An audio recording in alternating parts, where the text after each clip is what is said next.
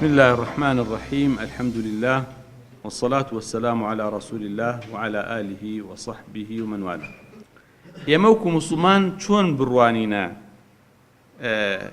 ظروف بارودوخي ناخوشو نخوازراو پڕقەیران و مەشاکیلی دارایی کۆمەڵایەتی سیاسی بە هەموو شێوەیەک دەسەڵات و بەرپرسانی ئەم وڵاتە یانەوێ خەڵک لە هەموو شتێک بێئومێد و بێهیواکە. ئێمە کات ئێگەڕێنەوە بۆ ئاینەکەمان بۆ قورئانەکەمان بۆ فەرموودە و سونەتی پێغەمبەر صلی الله علیه وسلم بۆ مێژووی ئیسلام بەڕاستی ئێمە لە بەردەم هیچ جۆرە قەیران و نەهامەتی و ناخۆشی و ناڕەحەتیەکە نابێ بێئومێد و بێهیوا ببین، نابێت چۆک دادەین، بەڵکو بێ ئێمە هەمیشە فاکتەری ئیجابی و عاملی ئیجابی بین، هەم لە ناخی خۆمان و زاتی خۆمانە هەم بۆ دەوروبەر و ئەو کۆمەڵگاش کە تیایە ئەژین. جا من ئەو بابەتە لە چەند بڕگەیەکە لە چەند بابەتێکە بابەتەکە ئەخەمە پێشچاو بە هیوای ئەوەی هەمومان سوودی لێ ببین ئینشاء الله تعالى. خاڵی یەکەم ئێمە وەکو موسڵمان باوەڕمان وایە میحنەت و ئیبتیلا و تاقیکردنەوەوانە سونەتێکی خۆیە لە ژیانە. تۆ خوای گەورە ئەسڵەن بۆوە هێناویتێتە سەر ئەم زەویە ژیانی پێبەخشیوی، یەکێ لە حیکمەتە ئەسڵیەکان لە مەبەسە ئەسڵیەکان بۆی هاتووی ئیبتیلا و ئیمتیحانکردنتە. لێرە ئیمتیحانێک بەی وەک خۆی ئەفەرمێ وەلەقەد خەلەقنا الإنسان في كبد، واتە بێگومان ئێمە مرۆڤەکانمان دروست کردووە في كبد، كبد يعني في مشقة، يعني حتى لەناو ناڕەحەتیاش. يا أيها الإنسان إنك كادح إلى ربك كدحا فملاقي. ئەی مرۆڤەکان ئەی ئینسانەکان بە کافر و موسڵمانەوە تۆ بەردەوام ڕەنجە دەی هەوڵە دەی تا ئەو ڕۆژ ئەگەڕێیتەوە لای خوا. ئەوە خاڵێک، یعنی یەکەم تۆ دنیا الذي خلق الموت والحياة ليبلوكم، مردن و ژیانی بۆیە دروست کردووە ئیبتیلاتان بکە، ئیمتیحانتان بکە. جا هەر کەسێ لە ئیمتیحانەکە دەرچوو سەرنجامی باشیە بێ، هەر کەسیش لە ئیمتیحانەکە سەرکەوتوو نەبوو سەرنجامی خراپ و زەرەرمەندیە بێ. ئەوە تا قورئان دەربارەی ژیانە فەرمێ وەتیلکە الئەیام نداولها بین الناس. ئێمە ئەم ڕۆژ و ڕۆژگارانە لە نێوان خەڵکەکە ئاڵوگۆڕی پێکەین.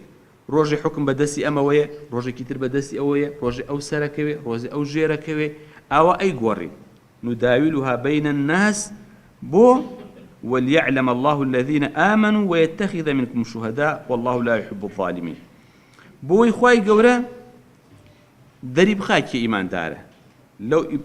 ئاڵوگۆڕ و هاتن و چوون و سەرکەوتن و ژێرکەوتنە دەربکەوێکی ئیمانداری ڕاستەقینەیە لە هەموو حاڵەتەکانە دەستبەرداری ئاین و دینەکەی نابێ و هەندێکیشتان بە شەهید هەڵببژێرێت کە لە هەندێک قۆناغا پێویست واکە دیفاع لە دینەکە بکەن و شەهید ببن. خوای گەورە ستەمکارانی خۆش ناوێت. وليمحص الله الذين آمنوا ويمحق الكافرين. تا خوای گەورە ئیماندارەکان پاک بکاتەوە، کافرانیش محق بکا و لەناو بەرێ و تەفروتونەیان کە. ئەم حەسیبتم ئەن تەدخولوا الجەنەت، ئەمە هەر بەشەکەی دنیای، ئەو هەموو ئیبتیلا و ئیمتیحان و سەرکەوتن و ژێرکەوتنە ڕووەدا ئیمانی ئیماندار تاقیە کات و بێ ئیمانی کافریش تاقیە بێتەوە، هەردووکیان دەرەکەون، ئەو نەتیجەی خۆی وەرەگری ئەو نەتیجەی خۆی وەرەگری لە قیامەتیشە. ئەم حەسیبتم ئەن تەدخولوا الجەنە، ئێوە گومانە بن بچنە بەهەشتەوە و دەچنە بەهەشتەوە ولما يعلم الله الذين جاهدوا منكم ويعلم الصابرين، کێشترا دەرنەکەوتووە. طبعا خوا ئەزانێ، ئەوە ظاهری ئاەتەکەەوە معنا ناکرد بڵێ خوا بزانێت، بۆی خوا دەریخا کێ سابیرە، کێ مجاهیدە، کێ تێکۆشێ، کێ تێناکۆشێ، کێ خۆی مانۆکە لە پێناوی دینکە دینی خوا، کێ خۆی مانو ناکە. ئەمە دوو بنەما، یعنی یەکەم دنیا جێگەی ئیمتیحانە،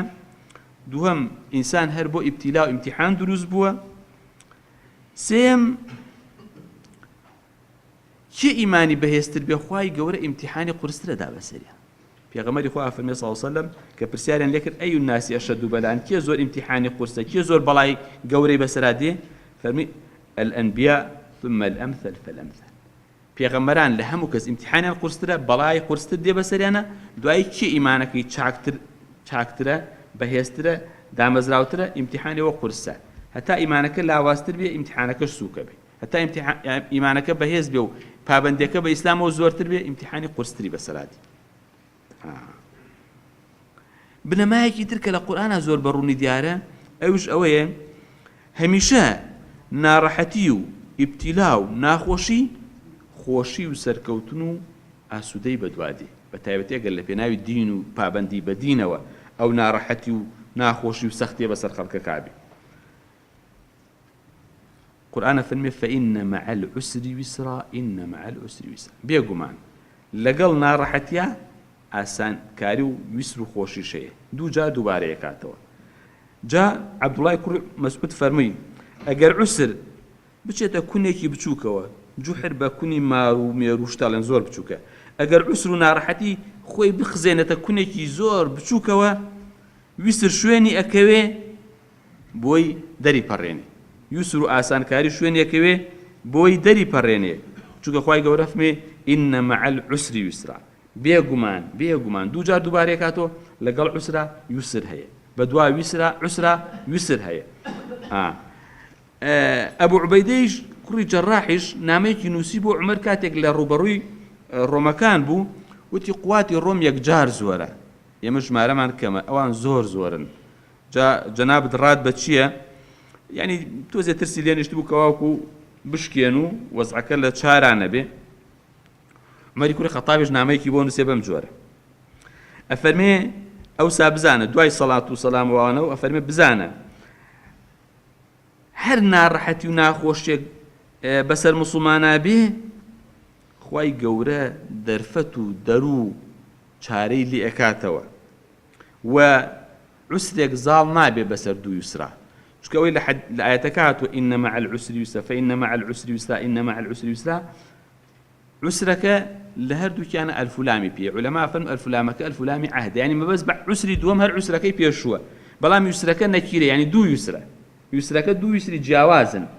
بەڵام عوسرەکە هەر یەک عوسرە ئەفەرمێ یەک سەختی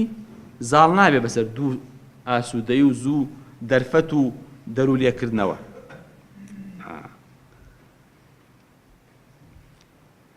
خاڵێکی تر بڕگەیەکی تر لەم بابەتە ئەوەی ئیسلام هەمیشە بانگ بۆ ئەوەیە کاکەواکو ئێمە بە تەفاؤل و خۆشنودی و هیوا و ئەمەلۆ بژین و دش بە تەشاؤم و ڕەشبینی و بێهیوایی و بێئومێدی و ڕوخانە چۆن ئەوە تا پێغەمبەری خوا فەرمێ لا تیەرەتە تیەرە نییە وەڵا ئەمە بەو قومە و ئەو بایە قوش خوێندوێتی و ئەوە مەڕۆ بۆ سەفەر و ئەم شتانە لە ئیسلامان هێنی هەر لە خۆ لە بەوە هەم خۆ بترسێنی ئەم خانوە بەو قومە و ئەم بایە قوشە خوێندوێتی و ئەو قەلە ڕەشەوای وت و پێغەمبەر فەرمێ لا تیەرەت ئەمە بەو قومەوانە نییە ئەسڵی نییە وأحسنها وخيرها الفأل باشترين شد أجر هربوا بارانا شوي فألة عرزنا كل فأل شيء فرمي الكلمة الصالحة يسمعها أحدكم قسيكي باشا قسيكي وابخشا تو بي بي سي أو تا هر أبو هريرة فرمي بيغمر إخوة يعجب الفأل الحسن ويكره الطيارة بيغمر إخوة هميشة قسي أميد بخشي بيخوش بو رقيشي لا بێهیوایی و بێئومێدی و تەشاؤم و بەخوا هیچ تاک نابێ و بەخوا تازە وەزعەکە لە دەست دەرچووە و بەخوا واز بێنین و کورە ئەم دنیا بە تۆ چاک نابێ و خۆ تۆ چی و پێکرێ و نە هەمیشە بێت تۆ ئومێدت ببێ هەمیشە هیوات ببێ هیوا بە خەڵکیش ببەخشە پێغەمبەری خوا صلی الله علیه وسلم لە غەزای خەندەقە کە کافرانی قوڕیش و هاوپەیمانەکانی دەوری مەدینەیان دا و زۆر وەزعەکە ناڕەحاتە و زۆر مەترسی زۆرە و بە خەنەقەکە توانیوانە ڕێگری لە دوژمنان بکەن نێنە سەر مەدینە و مەدینە داگیر بکەن لەوێشە خەبەر دێ بۆ پێغەمبەر صلی الله علیه وسلم ئەڵێ وەڵا هۆزێکی جوولەکە کەوانش لە گەڕەکێکی مەدینان پێغەمبەر ئەو گەڕەکە لەبەرەوە ئەوانیتیان و هاوپەیمانەتی لێی گەڕا و کوڵی حەرەسیات وشتی لێدا نەناوە خەبەری بۆ دێڵێ وەڵا ئەوانش پەشیمان بوون تۆ لە ژێرەوە لەگەڵ قوڕیشا ڕێکەوتون بۆ لێدانی موسڵمانە پێغەمبەری خوا دوو سەحابە ئەنێرێ صلی الله علیه وسلم فەرمێ بڕۆن هەواڵەکە تەئکید بکەن ئەگەر درۆ بوو بە ئاشکرا بێن و لاو خەڵکا بڵێن درۆیە ئەگەر ڕاستیش بوو ئەوە بە غێر مباشر شتێک بڵێن من تێبگەم خەڵکەکە نەزانێ ئەوان لە ژێر و ڕێکەوتون لەگەڵ قوڕیش یە دوو نەفەرەکە ڕۆن و لەو سەرۆکە ئەچن هەواڵەکە تاقیقەن سیرەکەن ئەوان جنێ و بە ئیسلام و بە پێغەمبەر و سەڵ سەلەم بە هەموو شتێکەکەن و دیارە ڕاستە شتێکیان کردووە لەگەڵ قوڕیشا بۆیە لە هەموو شتێکی خۆیان هەڵگەڕاونەتەوە هەر لە دوورەوە یەوە پێغەمبەر خوا فەرمی مەل خەبەر ها برا دەنگواز چی بوو ئەوان شەڵن عەضڵ وەقار عەضڵ و قارە ئەو عەشرەتە بوون کە سەحابەکان چوون بردنیان بۆ ناو خۆیان لەوێ خیانەتیان لێ کردن و شەهیدیان کردن یعنی ئەمەش خیانەتیان کرد وەکو خیانەتی عەضڵ و قار ئێمە پێغەمبەر تێگەیاندی ئەمانە لەگەڵ قوڕیشا ڕێکەوتون دژ بە ئێمە وەزعەکەش زۆر خەتەرە زۆر ناسکە پێغەمبەری خوا سیر کە سەڵ سەلەم چۆن ئەمە لە بەخشێ بە خەڵکە فەرمێ ئەبشروا بالنەصر مژدەتان لێبێ سەرەکەوی ئینشاءڵڵا سەرەکەوی وەزعەکە زۆر ترسناکە بەس خەڵکەکە بزانێم خەبەرە ڕاستە لەوە چە نیوەی خەڵک گورە بەربە بەس پێغەمبەری خوا سەڵ سەلەم نایە لە خەڵک بزانێ ومعنویاتی خەڵک بەرزەکاتەوە وفعلا دوایشا بە شکست خواردن و گەڕانەوەی قوڕیش وەزعەکە کۆتایی دی ها تەفاعول چۆنە دێ لێ بڵێن کاگە بەخوا ئیزن ئەماوە بڕۆ ماڵی خۆت و با توش سەر و ماڵی تیان نەچێ و نا